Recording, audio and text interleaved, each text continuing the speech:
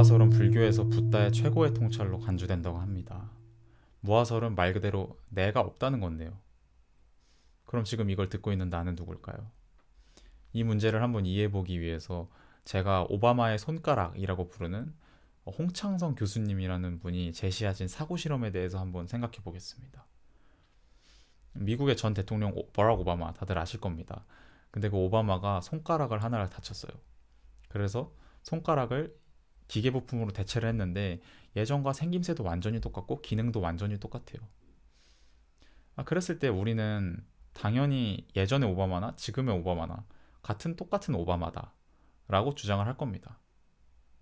근데 시간이 지나면서 점점 많은 부분들이 노쇠해지고 문제가 생겨서 팔도 교체하고 다리도 교체하고 결국에 나중에 가서는 뇌를 포함한 모든 몸의 부분들을 기계 부품으로 대체를 했습니다.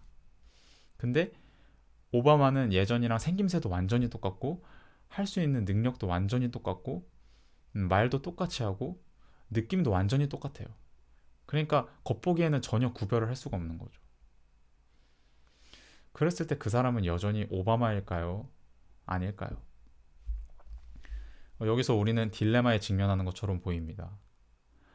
저는 이 딜레마가 우리가 영혼이라는 것의 존재를 암묵적으로 믿거나 아니면 우리가 우리 자신을 부모님이 낳아주신 생명체로서 온전하게 존재하는 존재로 인식하고 있기 때문에 생겨난다고 생각하는데요.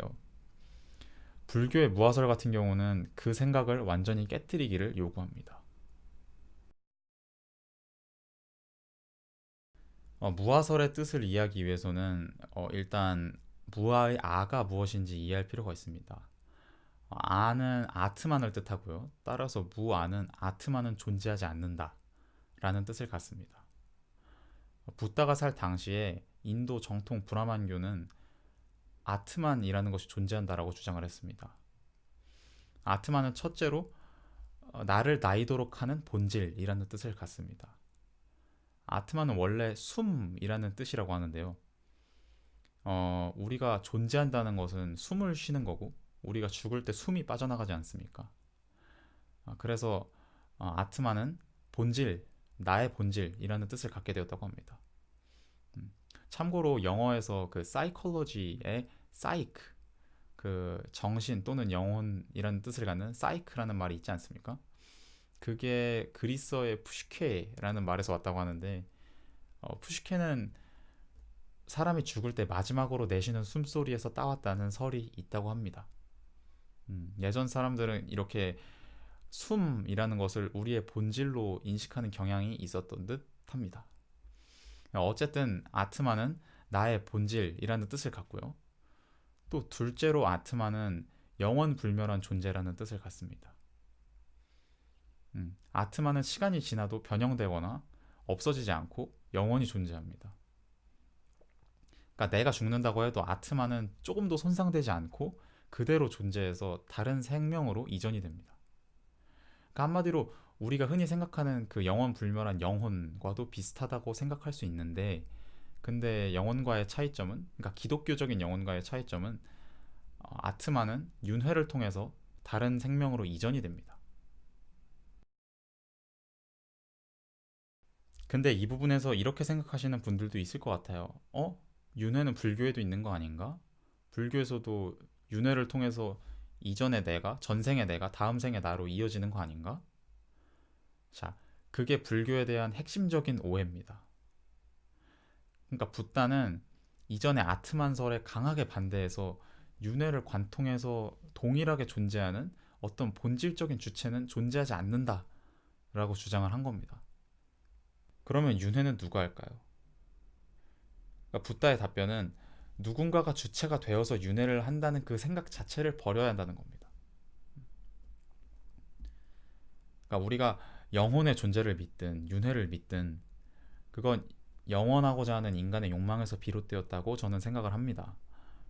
붓다의 핵심적인 통찰은 그 욕망, 이 세계에서 사라지기가 두렵고 그래서 어떻게든 무엇이든 움켜쥐고 거기에 의존하고 매달리고 집착하고 싶은 그런 욕망을 완전히 포기해야 한다는 겁니다. 그러니까 영원 불멸한 자아에 대한 그런 환상을 버려야 한다는 거죠. 더 나아가서 붓다는 지금 확실하게 동일자로서 존재하는 것처럼 보이는 우리 자신조차도 계속해서 변화하는 존재라고 말합니다.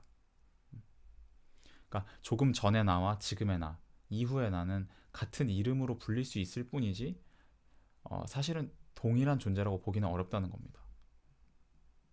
만약에 아트만이 존재한다면 그 아트만을 기준으로 해서 서로 다른 시간에 나를 하나로 묶을 수 있을 테지만 아트만이라는 영원 불변한 동일자가 존재하지 않기 때문에 시간이 지나면서 조금씩이라도 육체와 정신이 변해가는 나는 서로 다른 나라고 볼 수밖에 없다는 겁니다. 그러니까 변하지 않는 것은 아무것도 없고 따라서 집착하고 매달릴 것도 아무것도 없다는 겁니다. 자, 이제 영원 불변하는 자아에 대한 욕망을 잠시나마 내려놓고 다시 한번 오바마의 손가락을 고찰해 봅시다. 그러면 기계로 대체되기 전의 오바마랑 기계로 대체된 후의 오바마는 당연히 다른 오바마죠. 근데 여기서 중요한 거는 기계로 대체되기 전의 오바마, 즉 일반적인 생명 현상을 수행하고 있는 멀쩡한 생명으로서의 오바마도 마찬가지로 계속해서 변화하는 존재라는 겁니다. 매 찰나 변화하는 오바마가 있을 뿐이지 거기에는 어떠한 동일자로서의 오바마도 없다는 거죠. 그러니까 오바마를 고정불변하는 하나의 영혼을 가진 존재로서 정립하고 싶은 거는 무화설에 따르면 우리의 욕망일 뿐인 겁니다.